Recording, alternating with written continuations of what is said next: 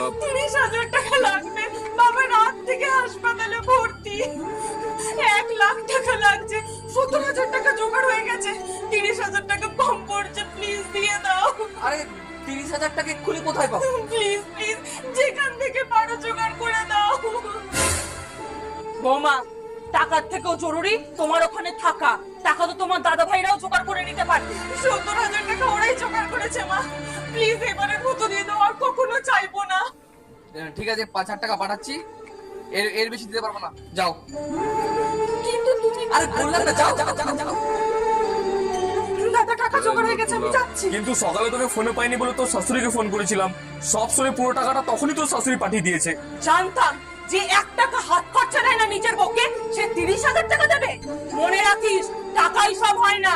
আজ তোর মা অসুস্থ হলে কে সেবা করবে? তোরই বউ।